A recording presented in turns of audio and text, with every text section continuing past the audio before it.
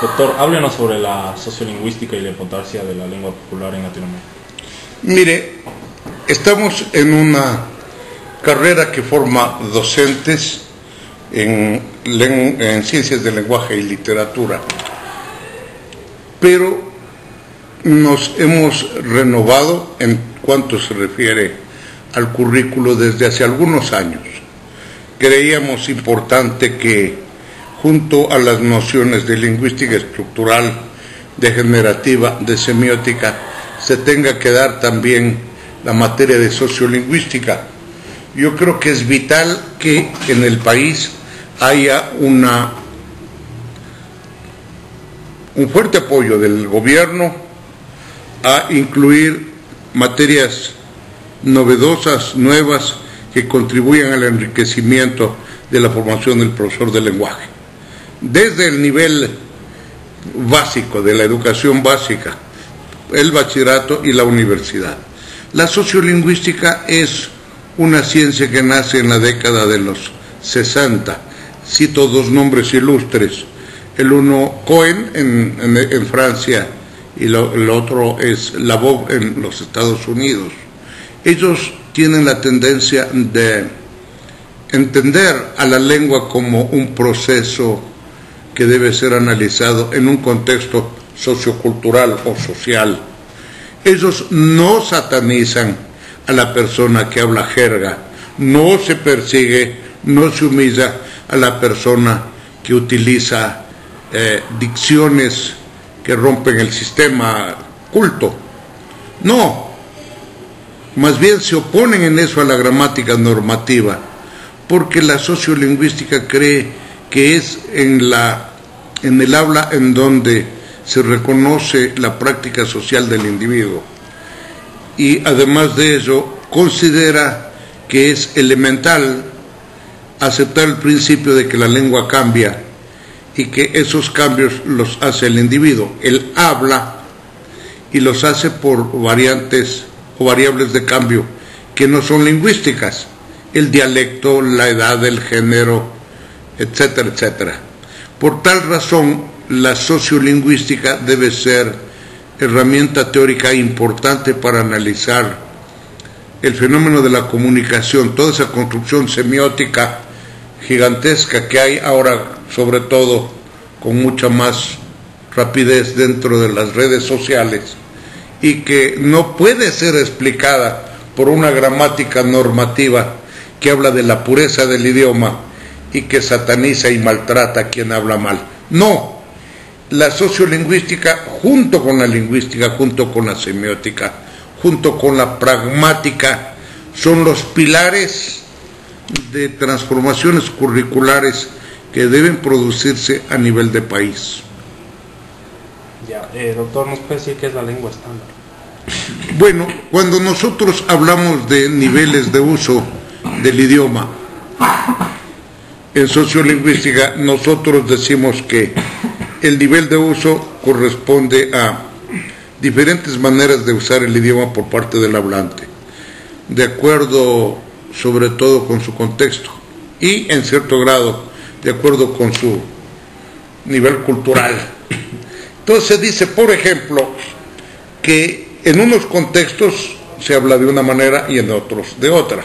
Hablemos de la lengua estándar, de la lengua popular y de la lengua vulgar como tres niveles básicos que debe considerar la formación, que se debe considerar en la formación del futuro docente de lenguaje y literatura. Eso sí, no son los únicos. Entendiendo por lengua estándar ese modelo ideal construido de manera tal que sirva para ser aceptado en los contextos formales. La lengua estándar se utiliza en contextos formales. La lengua estándar tiene buen nivel cultural. La lengua estándar no tiene ni elementos de lengua popular ni de lengua vulgar. Y la lengua estándar es internacional. ¿Cuáles son los contextos de la lengua estándar? Pues el académico. Sirve para enseñar. Sirve para la vida empresarial, por ejemplo, atender al cliente o redactar documentos comerciales. Eso corresponde a la lengua estándar. Lo mismo que la práctica de las profesiones y lo mismo que la redacción de los documentos oficiales, las leyes, etcétera, etcétera, se hacen en lengua estándar. Y no está por demás decir que esa lengua estándar es la que debemos contribuir a formar entre los estudiantes a quienes educamos. Desde luego, la gramática normativa no la llamaba estándar.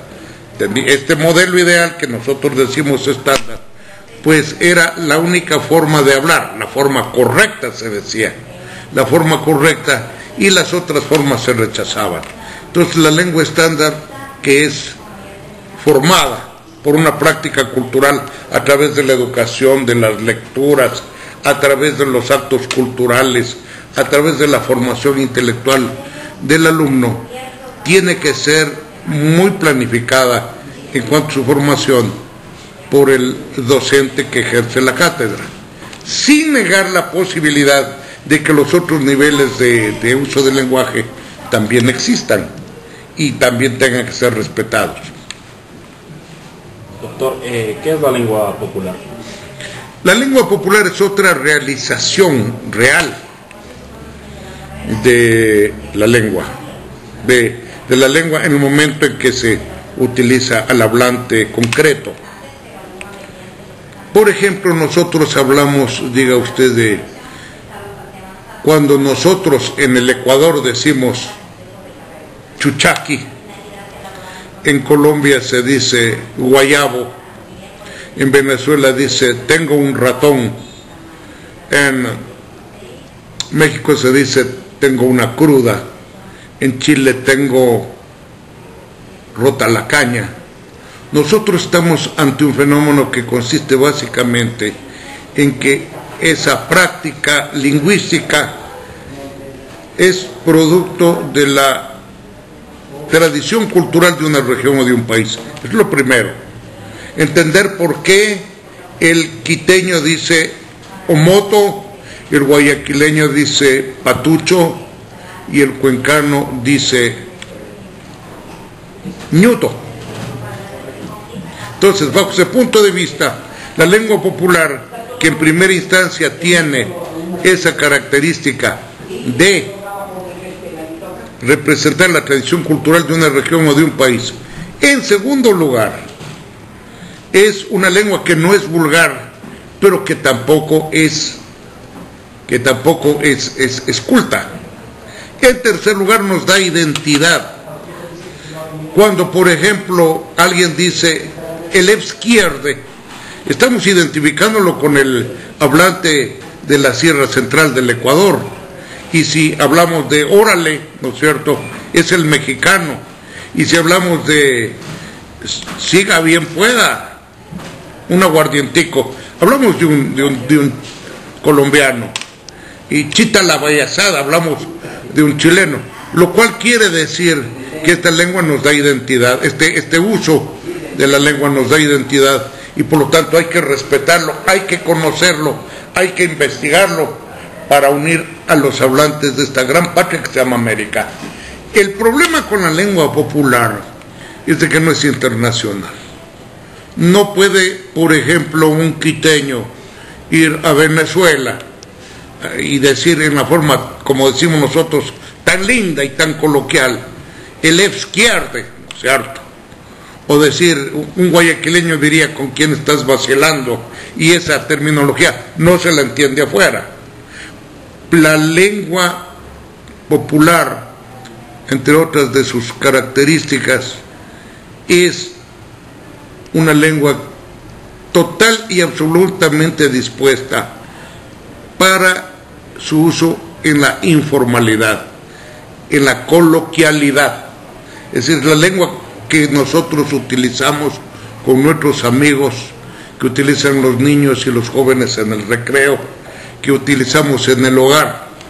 Esa lengua, que tiene las 5 características bien dadas, es la que nos llevaría a investigar esa enorme riqueza lexicográfica popular, dialectal, porque lo popular está inmerso en lo dialectal, que nos haría reconocernos a nosotros los latinoamericanos mejor. Cuando se dice camiseta en el Ecuador, franela en Colombia, polera en Perú o remera en la Argentina. Cuando se habla de canguil en el Ecuador, crispeta en gran parte de Colombia, cotufas en Venezuela, palomitas de maíz en México, o en la Argentina, pochoclo. Cuando nosotros expresamos, por ejemplo, la palabra mono y sabemos que somos ecuatorianos porque nos estamos refiriendo al costeño de una manera un tanto displicente, lo reconozco. Pero mono en el Perú significa, en cambio, el ecuatoriano. Y mono en Colombia significa la persona de tez blanca o rubia. Y así podemos seguir. Al rubio en Venezuela le dicen catiro, una de las formas de nombrarlo. En la sierra ecuatoriana sería suco, terminología popular. Y en la costa sería colorado. Si nosotros hilamos más fino, vamos a ver que nuestra América, la América que nos legaron nuestros mayores, con todas sus imperfecciones y a veces con esa necesidad de buscar identidad, es una América que renueva constantemente su lexicografía popular, su lengua popular.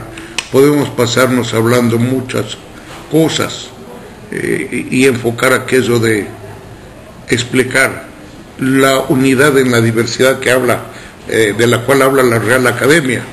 Unidad es la estándar, diversidad es la popular, y entender por qué es tan hermoso escuchar cuando un ecuatoriano dice expresiones como chumado, por borracho, o expresiones como mucha, como beso,